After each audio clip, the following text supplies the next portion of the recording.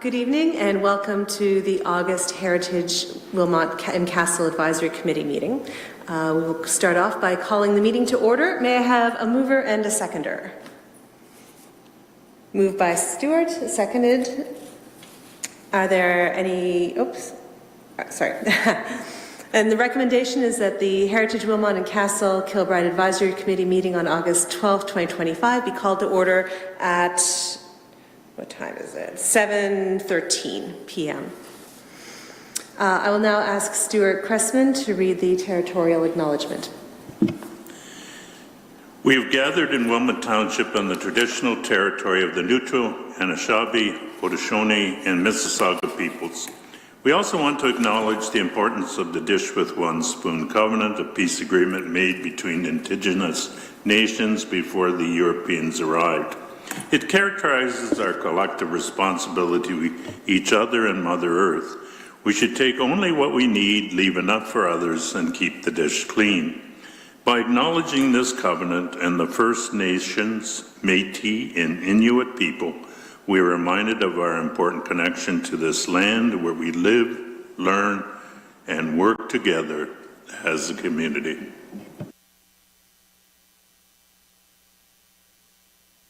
Thank you. The next item is to approve the minutes of the previous meeting. Has everyone had a chance to go over those? Are there any comments or questions? May I have a mover and a seconder to approve the minutes of May 13th, 2025?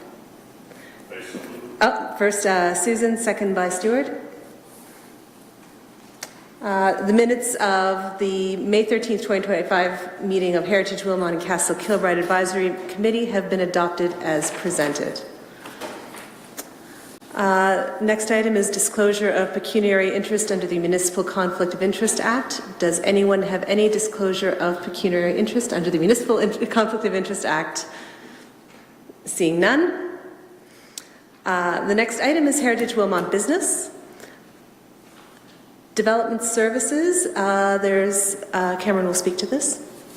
Yes, thank you. This is just a very brief introduction to welcome one of our newest staff members, Rachel Green, to the Development Services team. She joins us most recently from the City of Cambridge, and you'll be seeing a lot more of her in the future. She's again joining us tonight, and plan on her being at some future meetings as well. Rachel, if you want to add anything, feel free to introduce yourself. Just thanks, Cameron, for helping me transition to, taking this role eventually at some point. I look forward to helping support the committee in preserving the heritage of the community. Okay, welcome, Rachel. Next is the Bridges of Wilmot Township Subcommittee. Is there an update? I guess I'm the only member here of that committee, and I would be looking to Al Juncker he has information collected previously, and so there's nothing to add for this meeting. Okay, next up is the Property Heritage Designation. I'm the only member on that committee currently here. We did, as a result of the Heritage Day, have someone reach out to us expressing interest in being registered as a heritage property. Follow-up pending on that one. Moving a little slowly on these things, but we do at least have a name, and it certainly is our hope that with just some very simple messaging, anytime we have an event, we can just kind of get the word out to get more and more people involved or interested in that. Heritage Day 2026. Cameron. Yeah, with it already being August, it's time to maybe discuss thinking about the next Heritage Day and what that will look like. So we've had previous conversations at prior meetings about keeping the date around the Family Day weekend. As members will recall, we had to move it due to weather, but the discussion was that inclement weather isn't obviously a guarantee, so trying to keep it at the Family Day weekend is ideal in terms of turnout. It is early, so this is really just to get members thinking about the next Heritage Day, potential topics, potential themes, and if anyone has interest in joining the Heritage Day subcommittee, because we would either reappoint the previous members if they're interested, or if any additional members there isn't As long as we don't have the majority of members on the committee, we could have an additional member if anyone was interested. So again, it's really just to get the ball rolling for people to start thinking about potential themes and topics. So we'll revisit that at a subsequent meeting. But if anyone has any questions about future events, I'm happy to help answer them if possible. Do you know approximately when Family Day is in February? Is it I believe it's the 16th. Yeah, the actual Family Day Monday, I believe, is February 16th. Yes. So then, if I'm not mistaken, we had it on the Sunday? Or the Saturday? It was a Saturday, sorry. So then that would put us at February 14th, which is Valentine's Day. So we'll have a thought whether or not that makes sense. But again, just to get people thinking about a future Heritage Day date would land, if we were to keep it on a Saturday of the Family Day weekend, is going to be Valentine's Day. So whether that's incorporated in the theme or we look at doing an alternate day on that same weekend, those are some things to consider, and we'll discuss that a little further at a future meeting.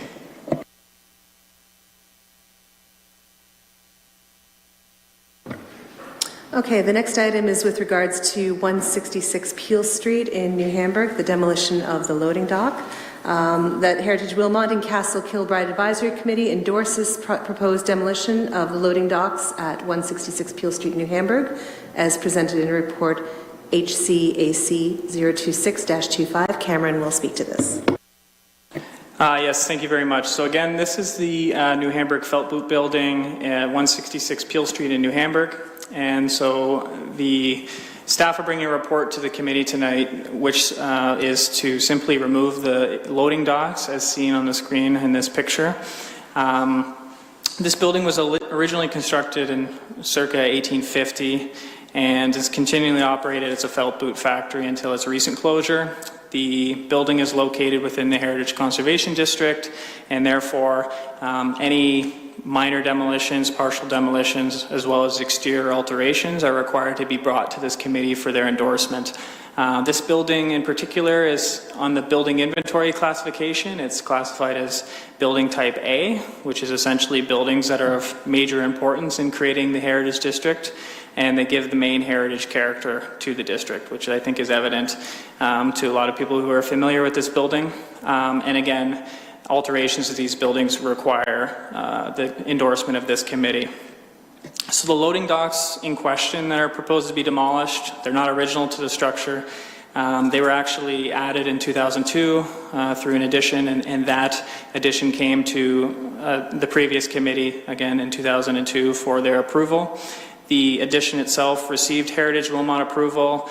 At the time, there was a request to maybe incorporate brick facade, but as you can see, a metal siding facade was settled on for the building. And again, the demolition is just limited to the loading docks, and through the removal of those loading docks, it would expose the building's original brick, which is obviously no longer visible because of the presence of the loading docks. The majority of the brick, I'll pull up a second image here, within the actual loading dock, so this would be looking inside of the original brick facade that's been painted white and blue. Once the loading docks are, if they are removed, it would expose the building's facade, which would again show white and blue. So the discussions with staff, the owner of the building is willing to strip the paint from the brick to restore it to its original condition. So essentially, through removing these loading docks, we are back to a pre-2002 condition with some minor modifications. And again, if there are any future modifications to the structure, it would be brought back to this committee. But this endorsement is specific only to the removal of the loading docks. I'm happy to answer any questions if there are any from the committee. Are there members who have questions of staff? Yes.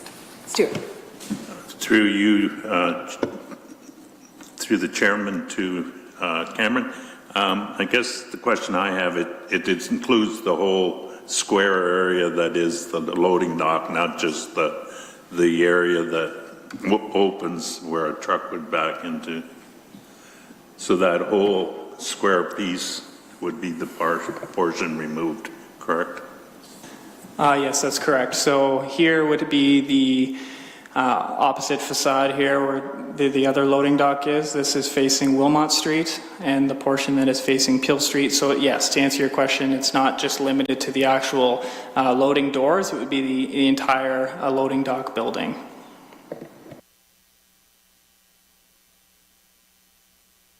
Do we need a motion to that effect? We would need a mover. This endorsement is specific to the loading docks, so any other removals, if they are contemplated, would come to the committee in the future, but right now, this is simply for the loading docks to accommodate some site remediation that needs to take place to then explore other options for the building. Could I have a motion from the committee on this item? I would so move. Moved by Stuart, seconded by Colleen. All in favor? Any opposed? Yep, okay. Item 6 is Castle Kilbride business. Recommendation that Heritage Wilmot and Castle Kilbride Advisory Committee receive a report HCAC 07-25 for information purposes. Sherry will speak to this. Thank you very much. We've actually had a really busy season at the castle. This summer we expanded our operating hours by opening up Tuesdays, which we hadn't been open on Tuesdays since prior to COVID. So we opened from 10 till 3, and the days have been very well received by our guests. Our regular admissions and bus tours have been fantastic. An interesting fact is we will surpass our budget this weekend for admissions alone. Always with good news comes bad news. Our special events have been a little slower than we would like. The Ghost Walks canceled their summer tours. However, they're going to be coming back in the fall with 7, so we've decided that that probably is the best time for the Ghost Walks. The summers maybe aren't the best time to host those. Our tea and tours, we've been hosting these since 2009, and we usually sell them out, and this year they've been steady, but they haven't sold out, so we're going to be reassessing that in the fall. Our concerts, we've actually been able to host all of them so far. We've had 7 out of the 10 with no rain cancellations. The bands have been fantastic, but we've noticed smaller crowds and smaller donations than previous years. So, but we still have 3 more to go, so I won't complain about that till the very end. Art shows, we were thrilled in May to host the Waterloo Oxford student exhibition. Their pieces were creative and impressive, and we look forward to this partnership again in 2026. The Central Ontario Art Association Juried Art Show runs until this weekend. It's been up for a month. There are 60 pieces gracing the halls downstairs, as well as the Belvedere Gallery. And last, I want to thank our 2 summer students, Allison and Lily, who've been a wonderful addition to the museum. They've worked diligently behind the scenes on specific collection projects, and they've given their all for touring and customer service, and we sincerely thank them for their dedication this summer.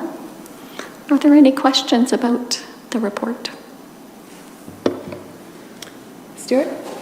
Yes, through you, Chair, to Sherry. I'm wondering if just the concept or the impact of the construction out front and on Snyder is impacting us, although I guess you could argue it was happening last summer as well, and so I don't know if that's a fair comparison. We had considered that, and we do ask guests when they arrive, because a lot of them are coming on the mystery tour, and it's usually those ones that will be a little bit frustrated if they haven't put their Waze or GPS on to get here. I'm just thankful that they didn't close the main driveway.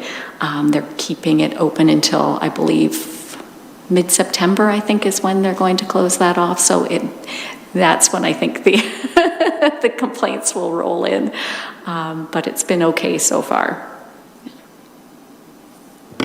Are there any other questions? Could I have a motion from the committee on this item?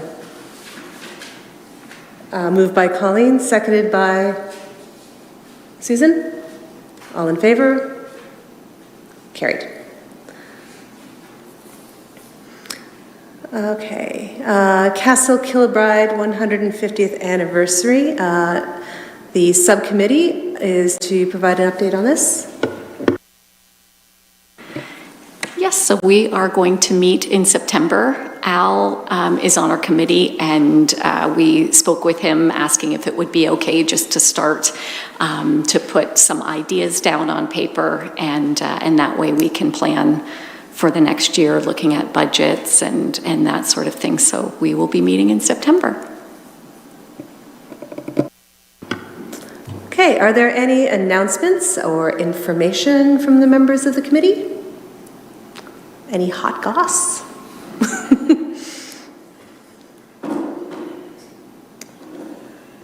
Okay, the next meeting is September the 9th, 2025 at 7 p.m.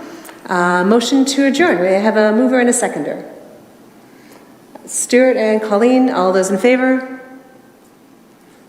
Okay, the Heritage Wilmot and Castle Kilbride Advisory Committee meeting on August 12th, 2025 has adjourned at 7:30 p.m.